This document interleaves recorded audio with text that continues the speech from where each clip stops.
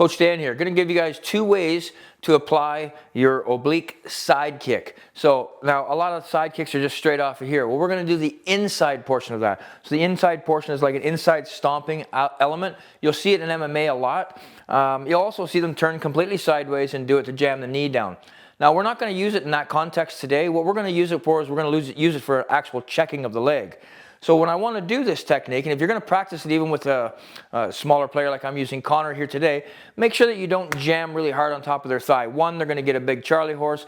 2, you can actually even bend their knee backwards. Even though it's in the air, it can still bend backwards and hyperextend the knee a little bit. So be cautious with how you're training it, and when you're starting to spar with it, be even more cautious because you're just going to cause injuries. So when I set this up, this is a classical one for Connor when he's setting his technique up and he just wants to do an upward styled kick into my thigh. He's just using that grazing style. Whether he steps with it or does anything else is not as relevant as it would appear. He could step out a little bit and I can still have that inside ability to stop him. So when he brings his leg up, he's just going to be swinging it up in like a pendulum style fashion. So bring it up to the side and it's going to make a nice good contact with you.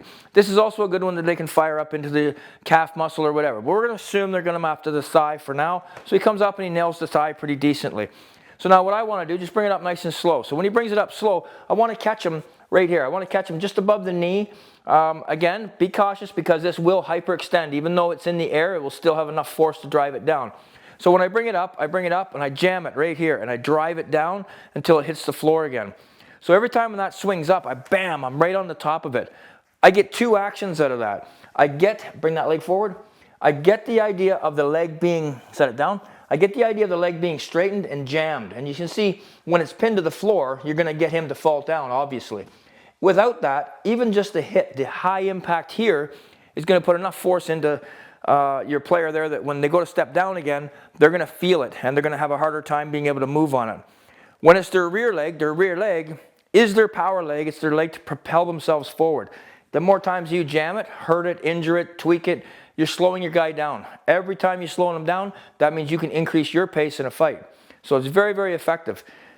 The other application of this now is, how do I get him from stopping his rotation? How do I keep the distance so that when Connor goes to do any kind of a kick, it doesn't matter if it's a front kick or whatever, if he's driving it through, he's going to drive me all the way back because he's got me at the mercy, let's say, of his distance. Well, all I need to do is I need to get there first. So if I can anticipate that he's coming and I get there first, I jam and I hit right in here, right in the socket pretty much of your hip. When I hit in the socket, it hits here and it drives it out to the outside. As soon as I do that, it instantly stops the player. Again, they start to get a little bit of a fear. Obviously, don't get it towards the center. You're going to get a call. You're going to get a low shot call. So when he goes to bring the leg up, bam, I nail it. I come to the inside. I can cover pretty much most of the top of the thigh, but I really want to drive the heel right inside. Again, be cautious with your players, especially smaller guys. They don't have a big hip joint to begin with, and you're just going to drive your big heel in there. It's very, very hard. So as he brings that up, bam, I hit him. So what I can do here, if I want to put a lot of force into him, which I won't do with Connor because he doesn't have the mass, but I can literally just push him. And I can push him right out of the realm of anything. And it also prevents his leg from even recovering. So we fire a kick, we want to bring it back, we want to get into a recovery position.